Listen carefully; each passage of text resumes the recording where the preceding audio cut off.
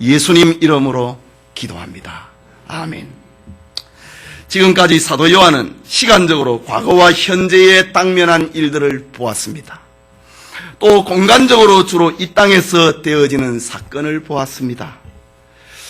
그러나 요한계시록 4장부터 22장까지는 미래에 되어질 일, 전우주적이고 초시간적인 사건들을 요한은 경험을 하게 됩니다. 특별히 4장은 미래에 되어질 모든 사건의 주관자이신 하나님과 그 주위에 있는 천상의 장면들을 기록을 하고 있습니다. 이를 통하여서 세상 끝날에는 결국, 이 세상 마지막에는 결국 하나님께서 영광을 받으신다고 하는 사실을 알려주고 있는 것입니다. 그래서 어떤 이들은 요한계시록 4장과 5장 이후에 나오는 모든 계시의 근거가 무엇인가? 바로 오늘 4장과 5장, 하나님의 보좌, 하나님의 자리, 여기에서부터 요한계시록 6장에서 22장까지의 신천, 신지의 모든 세계가 여기에서 시작이 된다라고 합니다. 즉 미래적인 계시는 천국의 환상부터 시작된다는 말입니다. 미래의 사건은 하나님의 보좌로부터 시작이 된다고 하는 말입니다. 그리고 6장에는 7 인을 더불어 대환란기가 시작이 됩니다. 7 인재앙, 7 나팔재앙, 7 대접재앙, 그리고 19장에서 주님께서 재림을 하십니다. 이때에는 대환란과 대격변은 극에 달하게 됩니다. 요한은 이런 엄청난 사건을 점층법이라고 하는 수사학적 표현을 사용을 하여서 자기가 보고 들은 것을 기록을 합니다. 여러분, 점층법이라고 하는 것은 동일한 사건을 다른 각도에서 자꾸 말을 한다 이거지요. 인재양, 나팔재앙, 대접재앙을 같은 재앙인데도 조금 다른 각도에서 또 말하고 또 말을 함으로 사건을, 그 절정을 이루게 만드는 이런 방법을 동원을 하여서 계시록을 기록을 하고 있습니다. 말하자면 그리스도의 재림이 다가갈수록 사건은 점점 더 가속화되고 더 큰 재앙을 동반을 하고 있다는 것입니다. 그러다가 20장에 그리스도의 재림과 더불어 백보자 심판이 벌어지고, 그리고 21장, 22장에는 영광스럽고 광대한 천상의 세계가 펼쳐지는 것입니다. 그렇다면 요한계시록의 내용의 중심 내용과 그 목적은 분명합니다. 그것은 그리스도의 재림과 그 앞에 나타날 사건들을 알려줌을 통하여 다가오는 하나님의 심판을 준비하는 그것이 인생의 가장 중요한 일이다. 이것을 알려주기 위해서 계시록을 기록하고 있는 것입니다. 역사적으로 보면은 밤모섬에 유대된 사도 요한의 외로움과 고통은 지금 우리로서는 상상을 초월을 합니다. 그의 인생 황혼기에 닥친 처절한 유배 생활은 절망과 혼란도 없지 않았을 것입니다. 그러나 하나님은 요한뿐만이 아니라 온갖 종류의 성도들의 그 물음에 답을 주기 위하여서 요한계시록을 기록을 하게 하신 것입니다. 이미 말씀대로 4장은 요한계시록의 본론이 시작이 되고 있습니다. 하나님의 보좌를 보았다. 여기에서부터 모든 세상 역사가 풀어지는 광경을 봅니다. 먼저 하늘의 문이 열리고 요한이 저 하늘의 영광 광경을 목격을 합니다. 과연 하나님의 보좌와 그 주변은 우리에게 경외감과 신비감을 일으키기에 충분합니다. 이 시간 하나님의 보좌라는 제목으로 계시의 음성 듣기 원합니다. 먼저 요한은 하늘에 열린 문을 보았습니다. 아시아의 7 교회에 대한 환상을 보고 난 다음에 요한은 다시 영적인 세계로 이끌려 들어갑니다. 이번에는 모든 성도들이 소망 중에 그려보는 영원한 낙은 천국의 세계였습니다. 모든 성도들은 누구나 영광된 천국을 보기를 원하고 하늘 보좌에 앉아서 온 세계를 다스리시는 영광의 하나님을 보고 싶어 합니다. 그리고 하나님께서 친히 다스리시는 그 나라의 백성이 되어서 영원한 평화와 안식을 누릴 날을 고대하면서 사는 것이 성도들의 삶입니다. 그런데 하나님께서는 사도 요한에게 하늘의 보좌에 앉아 계신 하나님을 직접 보는 축복된 순간을 요한에게 허락하십니다.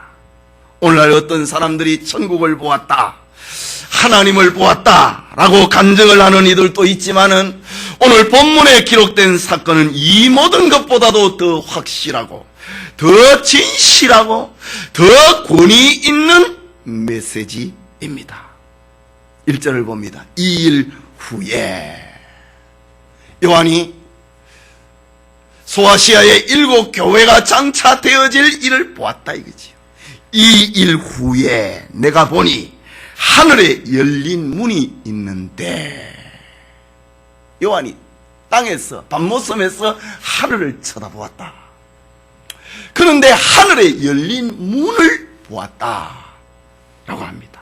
주님께서는 필라델피아 교회에 열린 문을 두었다고 하셨는데 사도 요한은 하늘에 열린 문을 보았다고 합니다. 그것은 작은 구멍으로 살짝 보거나 몰래 본 것이 아니었습니다. 활짝 열려있는 문을 통해서 하늘을 쳐다보았다. 하늘의 영광이, 활짝 열린 문 사이에 하늘의 영광이 요한의 눈에 보였다 라고 합니다. 일반적으로 문이라고 하는 것은 들어가는 길을 말합니다. 출입의 허락과 금지의 상징이 문입니다. 따라서 하늘에 열린 문을 보이셨다고 하는 것은 하늘과 땅 사이를 막고 있는 그 어떤 것을 제거해버리고 하늘의 보좌를 공개하시고 하늘의 비밀, 하늘의 진리를 보고 깨닫도록 요한에게 허락했다라는 말입니다. 그렇다면 이 하늘의 문을 연 사람이 누구이겠는가? 요한복음 1장 51절에는 진실로 너희에게 이르노니 하늘이 열리고 하나님의 사자들이 인자 위에 오르락내리락 하는 것을 보리라 라고 하시므로 주님께서 하늘의 문이 열릴 것을 이미 약속을 하셨습니다. 주님 위에, 주님을 통하여서 하늘의 문이 열릴 것을 약속하셨습니다. 또 요한복음 10장 9절에 내가 문이니 누구든지 나로 말미암아 들어가면 구원을 얻고 또는 들어가면 나오며 꼴을 얻으리라. 주님 자신이 하늘의 문이라고 밝혔습니다. 그리고 요한계시록 3장 8절에는 볼지어다 내가 네 앞에 열린 문을 두었으되 능히 닫을 사람이 없으리라 라고 했습니다. 말하자면 닫혔던 하늘의 문을 여시고 땅의 세계와 천상의 세계를 막고 있는 그 가운데 있는 하늘의 문을 주님이 열었다. 하늘의 문을 주님이 열어 제쳤다. 그리고 천상의 세계를 보게 하시는 분은 바로 주님 자신이라는 말입니다. 하나님 나라의 비밀을 보여주시는 자, 하늘의 감추인 지식을 보여주시는 자, 영원한 하늘나라의 영광을 보여주시는 자, 영생으로 인도하시는 분, 그분은 바로 주님이었습니다. 예수님께서 세상에 오심은 이미 하늘나라의 공개였습니다. 예수님께서 부활하시고 승천하시면 그가 친히 하늘의 문임을 증거하는 것이었습니다. 그래서 요한복음 14장 6절에는 내가 곧 길이요 진리요 생명이니 나로 말미암지 않고는 아버지께로 올 자가 없느니라. 예수님 자신이 문이었고 예수님께서 친히 그 문을 열어 제치고 요한에게 보도록 했다. 하늘의 문이 있다. 주님이 그것을 열어 제쳐야만 볼 수 있는 것입니다. 지난날 저 엘리야 시대에 저 아람 나라가 사마리아 성을 포위를 하고 엘리사를 포로로 잡기 위하여서 그 집을 둘러쌌을 때에 엘리야는 자기의 주변에 있는 하늘의 병거를 보았다 라고 했습니다. 그리고 그 종의 눈을 열어서 자기를 지키고 이스라엘을 지키고 있는 하나님의 그 사자들을 보여주었다 라고 합니다. 1절 후반부에 확실하게 말을 합니다. 1절을 다시 보면은 이힐 후에 내가 보니 하늘에 열린 문이 있는데 내가 들은 바 처음에 내게 말하던 나팔 소리 같은 그 음성이 가로되 이리로 올라오라. 이후에 마땅히 될 일을 내가 네게 보이리라 하시더라. 나팔 소리 같은 큰 음성, 이것은 요한이 계시록 1장 10절에 들었던 그 소리였습니다. 너는 보는 것을 책에 써서 7 교회에 보내라고 했던 그 소리였습니다. 그 음성은 바로 예수 그리스도의 음성이었습니다. 그분이 이제는 요한에게 말을 합니다. 하늘의 문을 열어 제치고 요한에게 이리로 올라오라. 저 반모섬에 있는 요한에게 이리로 올라오라 라고 합니다.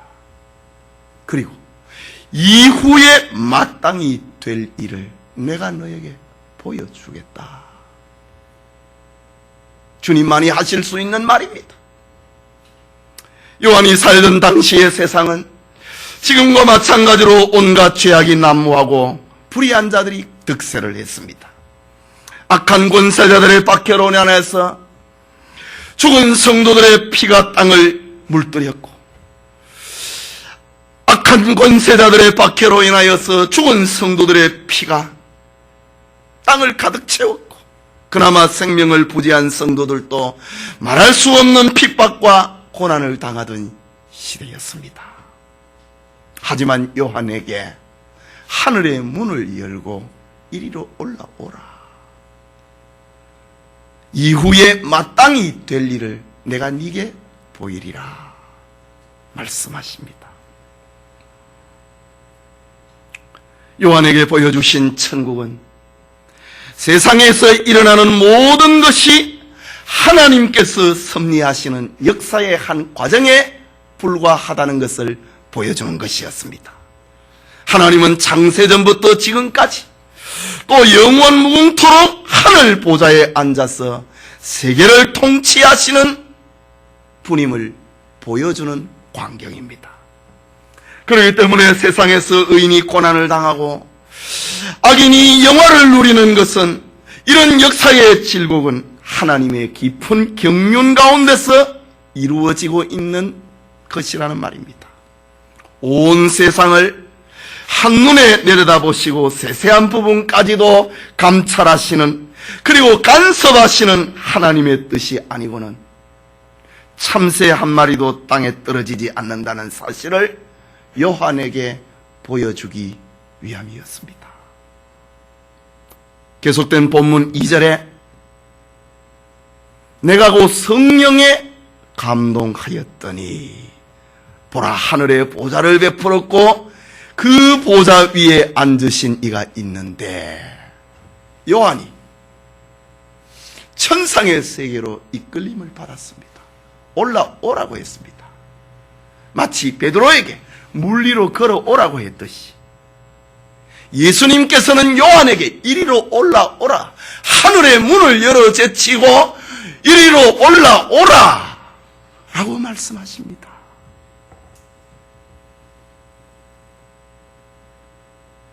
그런데 올라갔더니 내가 곧 성령에 감동하였더니 라고 합니다. 인간의 제한된 이해력을 가지고는 하늘의 비밀을 감당할 수 없기 때문입니다. 인간의 감각기관을 가지고는 천상의 세계를 이해할 수 없기 때문입니다. 인간의 수용 능력으로는 하늘의 비밀을 감당할 수 없었기 때문에 성령으로 요한을 감동시켰다라고 합니다.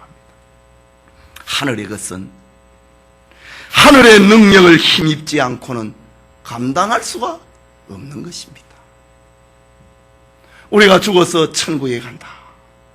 성령이 우리를 영화의 세계로 변화시키지 아니하고는 천국의 세계를 우리는 감당할 수가 없습니다.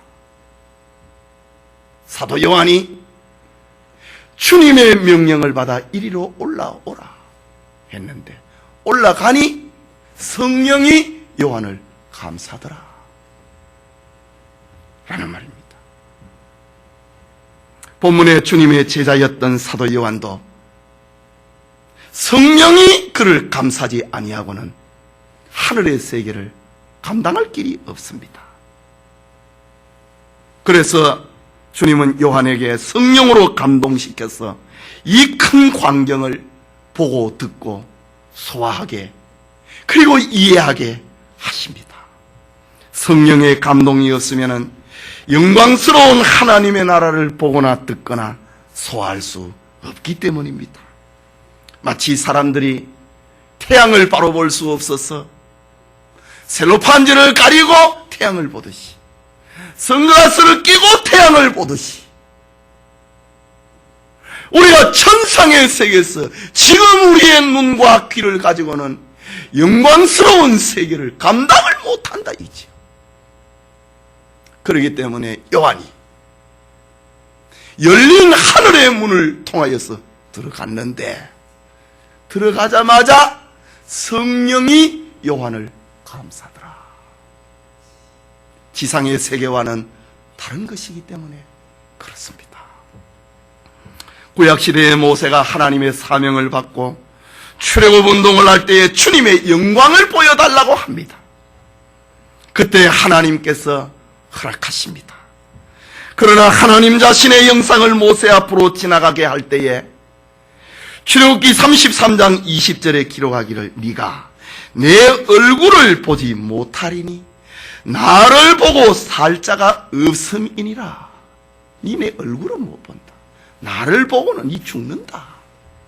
우리가 태양을 바로 못 보듯이 우리 지금의 이 육신의 기능을 가지고는 하나님을 보고는 살 수 없다. 모세에게 들려준 말씀입니다. 계속해서 간청하는 모세에게 하나님은 자신의 영광을 잠시 나타냅니다. 그러나 모세가 하나님의 영광을 감당할 수 없기 때문에 모세를 바위 틈에 숨겨놓습니다. 그리고 자신의 영광이 지나갈 때는 하나님의 손으로 모세를 덮어버렸다. 하나님의 그 친히 바라시는 그 영광을 이 세상의 신체 구조를 가지고는 감당 못한다. 그래서 바위 틈에 모세를 세우게 만들었고 그리고 모세 앞에 하나님의 영광이 지나가실 때에 손으로 모세의 얼굴을 덮어버렸다 라고 합니다.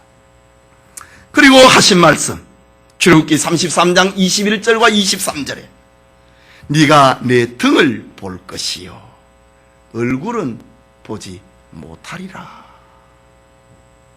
라고 합니다. 그토록 하나님의 손에 붙들린 모세도 하나님께서 자신의 모습을 보일 때는 모세를 바위 틈에 두시고 그의 손으로 모세를 가리고 지나가셨다고 합니다. 이유는 피조된 인생이 영광의 본체이신 하나님을 눈으로 보는 것은 감당할 수 없기 때문입니다. 오늘 본문의 예수님은 요한에게 하나님의 보좌를 보이실 때에도 이거 지금 가지고 있는 이 신체 구조를 가지고는 감당 못한다 이지. 딱 하늘에 올라오게 할 때에 성령으로 그를 감쌌더라. 출애굽기에 바위 틈에 모세를 끼워 넣었듯이, 그리고 영광이 지나갈 때는 하나님 자신의 손으로 모세를 가리워 버렸듯이, 주님의 명을 받아서 열린 문을 통하여 하늘에 들어갔는데, 들어 올라오자마자 성령이 요한을 감싸더라, 감동시키더라 라고 합니다. 그리고 나서 하나님의 영광스러운 모습을 목격하게 합니다. 사람은 하나님의 영광을 감당할 수 없기 때문입니다. 그것도 성령의 감동이 아니고서는 이해하거나 해석할 수도 없기 때문입니다. 여러분, 연약한 인생이 하나님을 본다는 영광보다 더 큰 기쁨이 어디에 있겠습니까?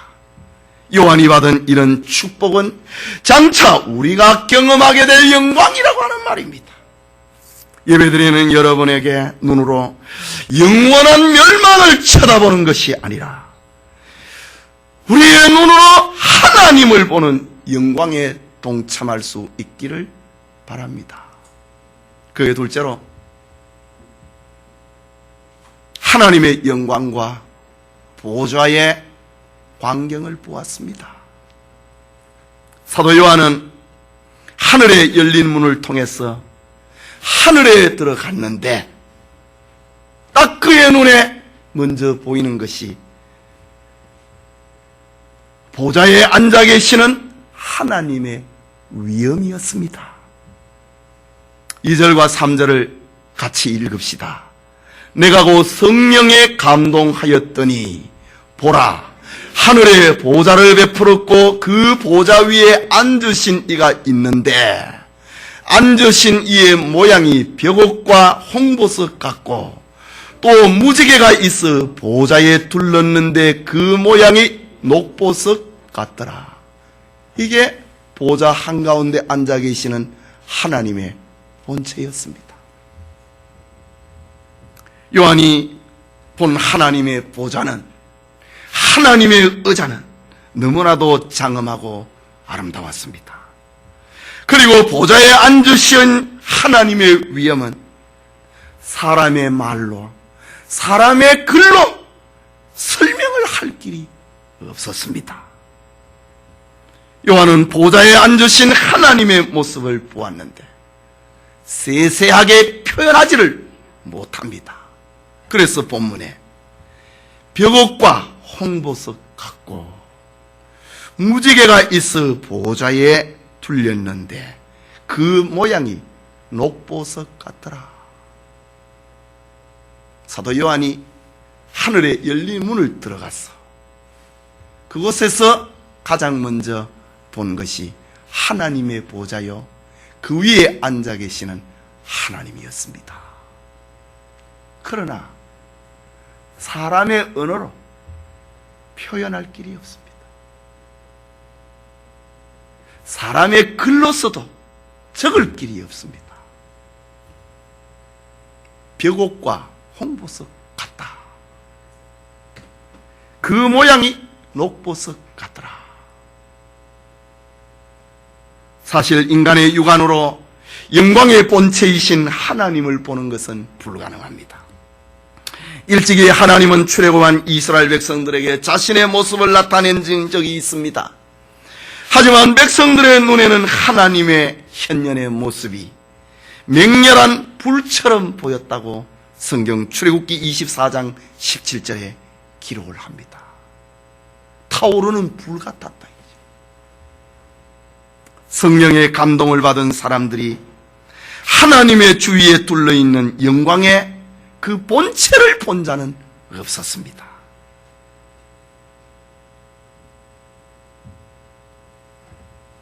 하나님의 실제의 모습은 볼 수 없었습니다. 아브라함이 그랬고, 이사야가 그랬고, 다니엘이 그랬고, 에스겔 선지자가 그랬습니다. 하나님을 직접 볼 수 없었다. 거기에서 바라시는 그 광채만 보았다. 요한도 마찬가지입니다. 녹보석과 홍보석 같고, 그리고 벽옥과 같더라. 표현할 길이 없습니다. 본문의 사도 요한이 성령에 이끌려서 하나님을 본 것입니다. 그러나 하나님의 본체에서 발산하는 보석처럼 빛나는 하나님의 위엄만을 본 것입니다. 그런데 하나님의 실제인 보좌에 앉아 계시는 그분의 모습을 벽옥과 같더라. 벽옥이라고 하는 것은 빛을 발하는 고운 옥을 말합니다. 이것은 하나님의 위엄과 하나님의 거룩과 하나님의 순결을 상징을 합니다. 인간의 언어로 거룩을 표현할 길이 없습니다. 순결함을 표현할 길이 없습니다. 그 위엄을 표현할 길이 없습니다. 그래서 벽옥과 같다라고 합니다. 또 붉은 홍보석 같다고 합니다. 홍보석은 피 흘림이 없이는 죄사함이 없다는 하나님의 심판과 진노를 가리킵니다. 이것은 주님의 십자가를 거절하는 자에게 하나님의 진노가 쏟아짐을 말합니다.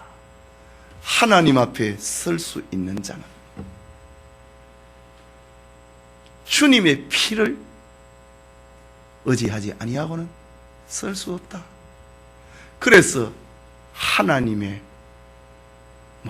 모습이 홍보석 같더라. 이런 걸 이렇게 표현할 다른 표현 방법이 없는 겁니다. 그리고 녹보석 같다. 푸른 녹보석은 하나님의 은혜와 자비를 상징을 합니다. 보좌에 앉으신 이의 모습이 은혜와 자비로 충만해 있더라. 이것도 성령의 감동이 없으면 이걸 이해를 못합니다. 딱 사도 요한이 천상에 올라가서 성령이 그를 감싸고 난 다음에 하나님의 보좌와 그 위에 앉아 계신 하나님의 모습을 보는데 성령의 감동을 받으니까 이걸 이해하게 됐다 이지요. 거룩하시고 순결하시고 위엄에 차계신 하나님, 그리스도의 피를 의지하지 아니하고는 그분 앞에 설 수 없는 하나님, 그리고 한없는 자비와 은혜가 발산이 되신 그분의 모습을 보았다 라고 합니다. 그런데 무지개가, 오늘 성경에 무지개가 하나님의 보좌를 둘러 있었다고 합니다. 이것은 하나님 보좌의 우아함을 말하기도 하지만은 노아 홍수 이후에 노아와 그 후손에게 보여주신 언약의 징표였습니다. 영원토록 생명을 보존시키겠다고 하는 그 하나님의 약속입니다. 그 하나님을 사도 요한이 본 것입니다.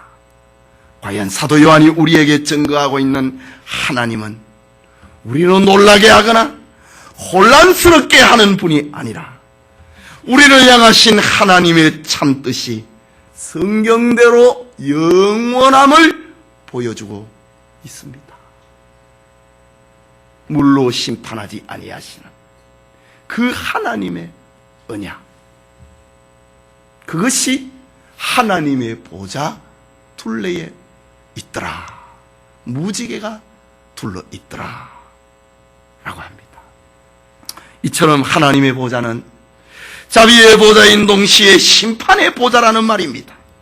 죄인 구원을 위한 사랑과 용서가 있는 보좌이고 하나님의 질서와 인간의 행복을 수호하기 위한 심판의 보좌였다는 것입니다. 계속해서 본문 5절에는 보좌로부터 번개와 음성과 내성이 나고, 그 하나님의 보좌로부터 번개가, 그리고 음성이, 뇌성이 거기에서부터 시작이 되더라 라고 합니다. 번쩍이는 번개와 음성, 그리고 천지가 떨리는 우레는 하나님의 심판을 상징합니다. 모든 인간들은 무서운 천둥 소리가 나면은 몸을 꼿꼿이 세우지 못하고 움츠러들게 마련입니다. 자신의 죄를 뉘우치며 벼락을 두려워합니다. 여기 하나님의 보좌에서 번개와 음성과 내성이 난다고 하는 것은 모든 심판과 모든 구원이 하나님으로부터 시작된다고 하는 것을 알려주는 겁니다. 그래서 요한은 그 하나님 앞에 죽은 자같이 될 수밖에 없었습니다. 성도님, 세상에서 희비애락을 겪어도 하나님의 보좌로부터 시작됨을 깨달을 수 있기를 바랍니다. 그래야 즐거울 때 교만하지 않고 기쁨을 주신 하나님 앞에 감사할 수 있습니다. 모든 것이 하나님으로부터 시작된다는 것을 깨달을 때에 그 슬픔의 사실 앞에 비급해하지 아니하고 하나님의 구원을 쳐다보게 되는 것입니다. 세상의 모든 열쇠가 하나님으로부터 시작된다. 이거를 요한이 천국에서 제일 먼저 보았다. 그것입니다. 하나님의 보좌에서 내성과 음성과 번개가 있다고 하는 사실을 욥이 깨달았지요. 그래서 욥은 내가 모태에서 적신이 나와 싸운즉 또한 적신이 그리로 돌아가올지라. 주신 자도 여호와시요 취하신 자도 여호와시오니 여호와의 이름이 찬송을 받으소서. 이걸 깨달았다. 이 진리를 바울이 깨달았습니다. 그래서 만물이 주에게서 나오고 주로 말미암고 주에게로 돌아감이라. 영광이 그에게 세세에 있으리로다 라고 고백할 수 있었습니다. 하나님의 보좌가 인생의 모든 것과 우주의 모든 것의 시작이고 진행이고 마치는 것이라는 것을 믿고 고백을 하기를 바랍니다. 요한이 천상에서 보았던 첫 번째가 하나님의 보좌였고, 그런데 그 보좌 주변에 둘레에 24개 보좌와 거기에 앉아있는 장로들을 보았습니다. 사람을 보았다, 이 말입니다. 본문 4절 말씀입니다. 같이 읽읍시다.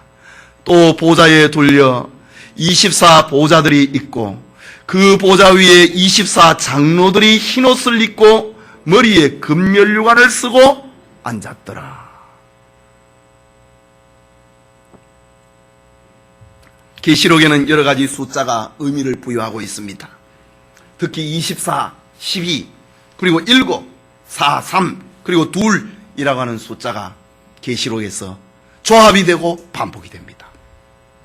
특히 천국에 있는 12문에는 이스라엘의 12지파의 이름이 써져 있다 했고, 그 성곽의 기초가 되는 12기초석에는 12사도들의 이름이 기록되었다고 합니다. 그렇다면 본문의 24장로가 무엇을 뜻하고 있는지는 우리가 해석을 하기에 별로 어렵지 않습니다. 이것은 구약의 12지파와 신약의 12사도를 더한 숫자입니다. 좀 더 구체적으로 말하자면 12지파는 구약교회를 말하는 것이고 12사도는 신약교회를 말하는 것입니다. 이것은 모든 24장로, 이것은 모든 하나님의 백성을 가리키는 말입니다. 바로 주님 자신의 교회를 가리켜서 24장로다 이렇게 표현합니다. 요한은 24장로가 그리스도와 함께 하나님의 보좌에 둘러 앉아있는 놀라운 사실을 보았습니다. 그런데 4절 후반부에 보면은 24장로들이 흰옷을 입었고 머리에는 금면류관을 쓰고 앉았더라 라고 합니다. 여기 흰옷은 주님께서 주시는 의의 옷을 두고 하는 말입니다. 하나님 나라의 예복을 가리킵니다.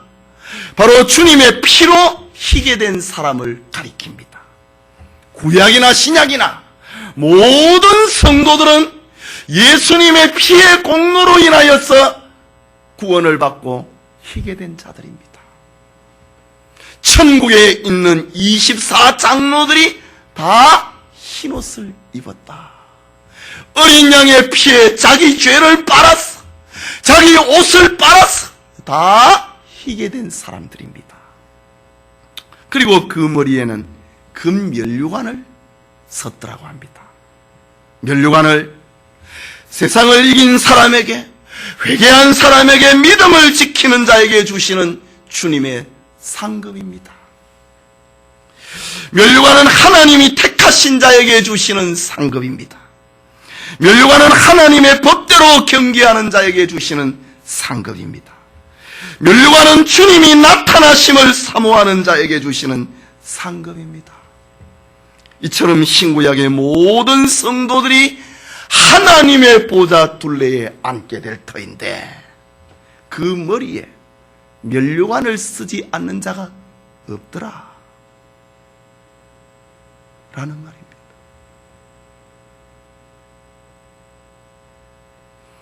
면류관을 쓰지 않는 사람이 24장로들은 신구약의 모든 교회를 두고 하는 말인데, 그 모든 사람들이 다 예수님의 피의 공로로 그 옷을 빨아서 희게 된 사람이었고, 그리고 그 머리에는 모두가 다 금면류관을 썼더라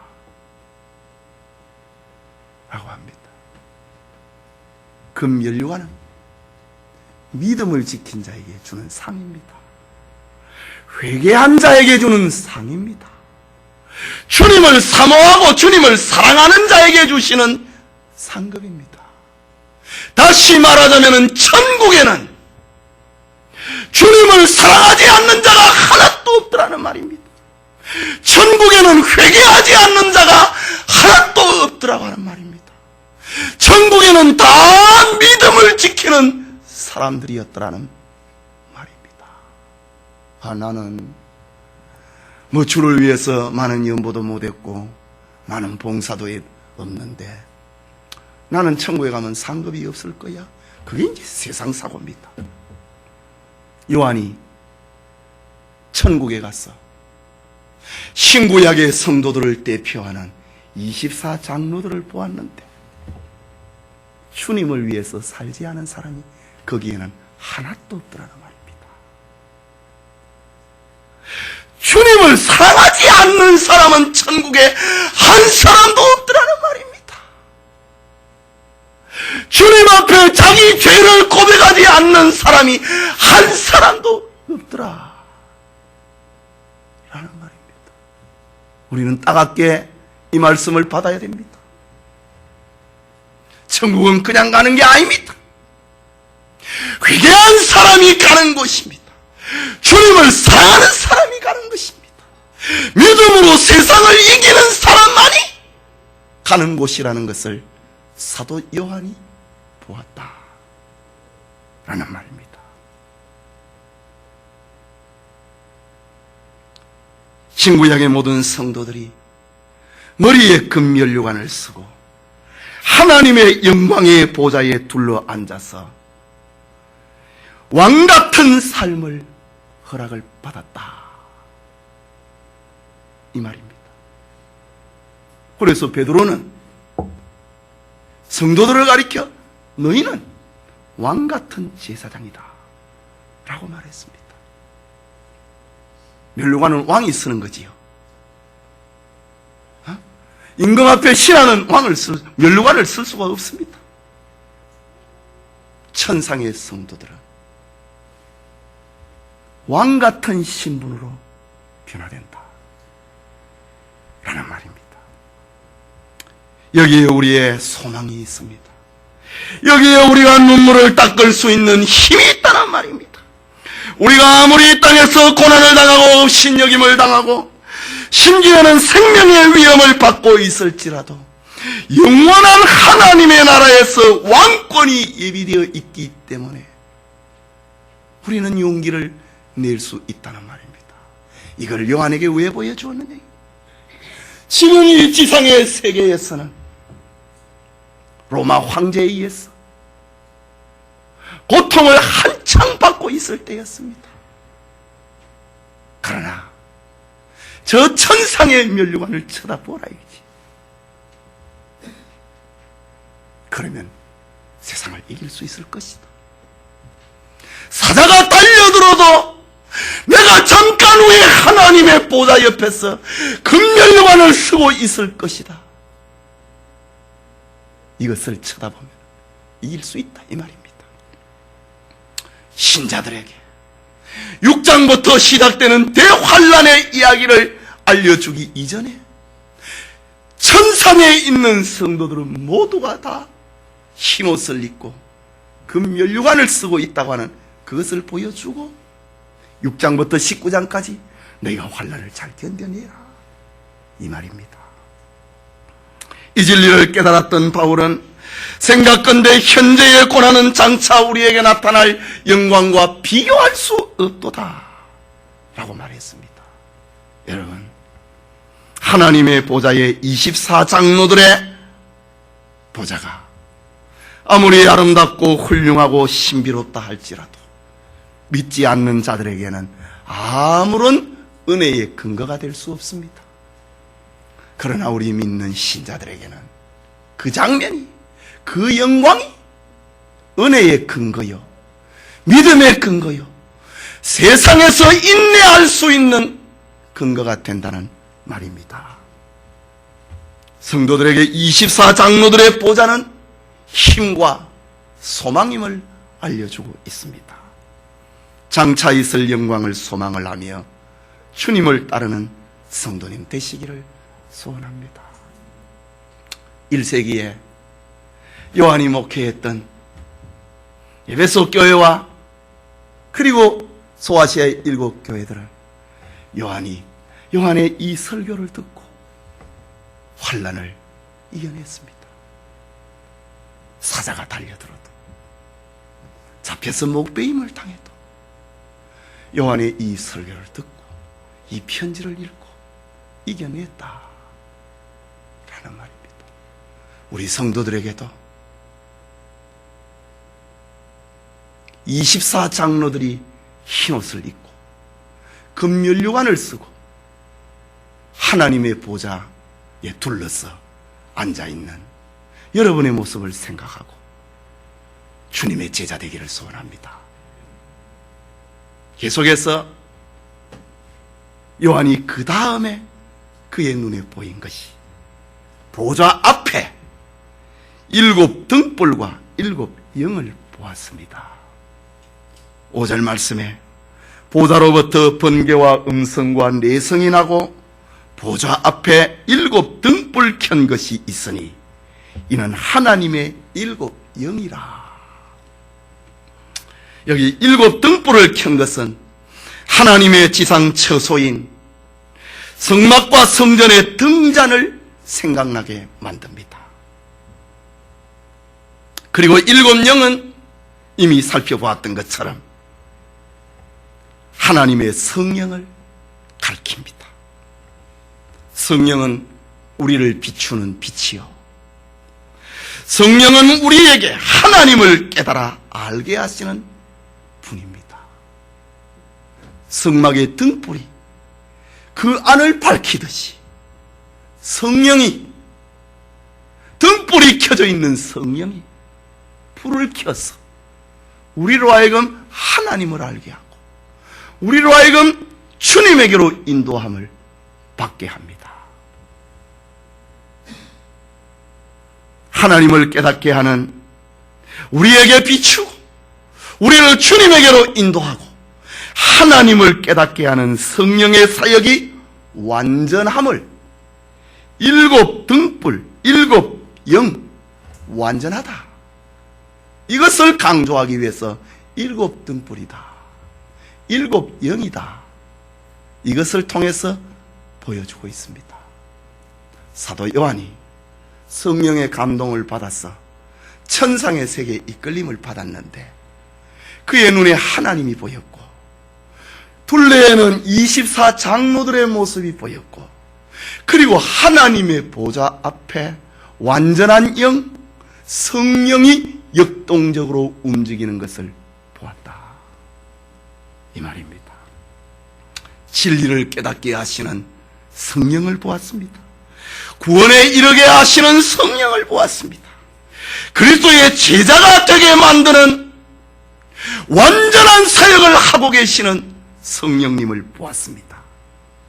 등불 같은 성령의 사역이 얼마나 역동적이고 얼마나 완전한지를 요한은 보았습니다.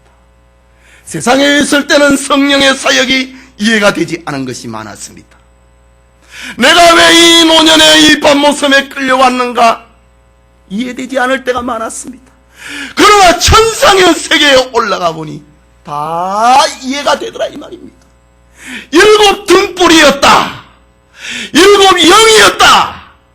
이 세상에 있을 때는 성령의 그 걸음을 내가 다 깨닫지 못했는데 하나님의 세계에서 쳐다보니까, 하나님의 관점에서 세상을 쳐다보니까 성령이 부족한 것이 없더라 이 말입니다. 그렇다면 오늘날 성도들이 삶에서 성령의 역사를 깨닫지 못하는 이유가 무엇인가? 그것은 어둠의 세력에 붙잡혀 있으면 성령의 감동을 못 느낍니다. 욕심에 사로잡혀 있으면 성령의 인도를 받을 수 없습니다. 마음이 세상으로 기울어져 있으면 성령의 은혜를 깨닫지 못합니다. 성도가 자기 중심으로 살아가면 눈이 어두워지고 맙니다. 이것을 다 벗어나서 천상의 세계에서 보니까 7 등불이더라. 환하게 갈 길을 비추고 있는 완전한 빛이더라. 성령의 사역입니다. 그리고 완전하게 하나님과 우리를 교통하게 만드는 7 영이더라. 세상에서는 알지 못하던 것이었습니다. 그러나 하늘의 문을 통하여서 천상의 세계에 가보니 하나님의 성령이 얼마나 완전하고 얼마나 역동적이고 얼마나 우리와 하나님 사이를 연결하고 있는지를 그 완전하신 등불이요 완전하신 영이 성령을 그가 보았다 라고 합니다.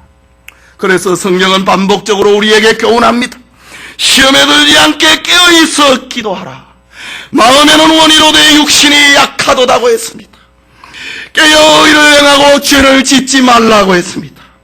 기도를 항상 힘쓰고 기도에 감사함으로 깨어있으라고 했습니다. 왜? 성령의 인도를 받고 그 완전한 영의 지도를 받기 위해서 일하라는 말입니다. 그러므로 우리는 다른 이들과 같이 자지 말고 오직 근신하여 근신하라고 했습니다. 근신하라, 깨어라. 너희 대적마귀가 우는 사자같이 두루다니며 산길자를 찾나니 라고 했습니다. 주인이 와서 깨어있는 것을 보면 그 종들은 복이 있으리로다 라고 했습니다. 성령의 완전한 사역을 위해서 깨어있어야 된다는 말입니다. 근신하고 깨어있지 아니하면 성령의 이 완전한 사역을 이해를 못한다 이 말입니다.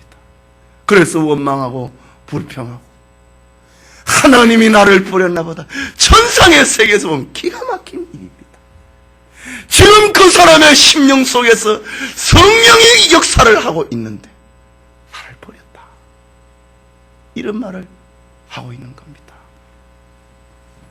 하늘에서 뿐만이 아니고 이 땅에서도 성령의 감동을 받기를 소원합니다. 이 땅에서 성령의 감동함과 충만함을 입는 그런 성도들이 다 되시기를 바랍니다. 성도 여러분, 이 시간 우리는 요한이 받은 계시를 통하여서 하늘나라의 영광을 보았습니다. 요한의 눈에 가장 먼저 보인 것은 보좌에 앉으신 영광스러운 하나님이었습니다. 요한은 하나님으로부터 세상의 모든 역사가 시작이 되고 진행이 되고 마친다는 것을 보았습니다. 역사의 주권과 권력이 애굽이 아니고 아수르도 아니고 바벨론도 아니고 페르시아도 아니고 헬라도 아니고 지금 세상을 지배하고 있는 로마도 아니고 하나님으로부터 온다는 사실을 그가 보았습니다. 하나님으로부터 모든 구원의 역사도 모든 심판의 역사도 이루어진다고 하는 것을 그가 보았습니다. 요한은 하나님의 보좌 둘레에 앉은 24 장로들을 보았습니다. 이들은 신구약에 나타난 구원받은 성도들의 모습이었습니다. 이들은 성도들이 장차받을 영광이 얼마나 중요한 것인가를 보여주고 있는 것이었습니다. 이것을 통하여 요한은 세상에서 환난을 당하지만은 담대할 수 있는 힘이 무엇인지를 알았습니다. 세상에서의 고통은 성도들이 장차받을 영광과는 좋게 비교할 수 없다고 하는 사실을 요한은 본 것입니다. 그리고 요한은 7 등불과 7 영의 역사인 성령의 활동을 보았습니다. 당장 현실 세계에서 보기에 성령의 역사가 미온적인 것 같고, 성령의 인도가 불확실한 것 같고, 성령의 역사가 불충분한 것처럼 느꼈는데, 하나님의 세계에서, 하나님의 관점에서 활동하는 성령의 역사는, 하늘에서 쳐다보고 있는 성령의 역사는 너무나도 완전하고 너무나도 분명했습니다. 너무나도 간절하고 너무나도 완전했습니다. 요한은 자신이 보고 들은 것을 말하는 것이 자기 인생의 마지막 남은 사명임을 알게 됩니다. 여러분, 주님은 요한이 받은 계시를 통하여서 지금 우리를 교훈하고 있습니다. 이 땅에서 비록 나그네처럼 살고 때로는 세상에서 멸시를 당하지만은 저 영원한 하늘나라에서 받을 영광이 있음을 알려주고 있습니다. 오늘날 성도들이 이런 믿음이 있다면, 이런 확신이 있다면 세상에서 자기를 위한 삶은 거절하고야 말 것입니다. 모두가 충성스러운 일꾼으로 살게 될 것입니다. 세상에서 어떤 어려운 일을 만난다 하더라도 극복하고야 말 것입니다. 세상이 감당할 수 없는 사람이 되어버리고 말 것입니다. 1세기의 신자들은 이런 믿음을 가졌다. 오늘 우리의 믿음에도 장차 우리에게 임할 하나님의 저 하늘의 영광을 가슴에 담는, 그리고 세상을 이겨내는 그런 축복이 있기를 소원합니다.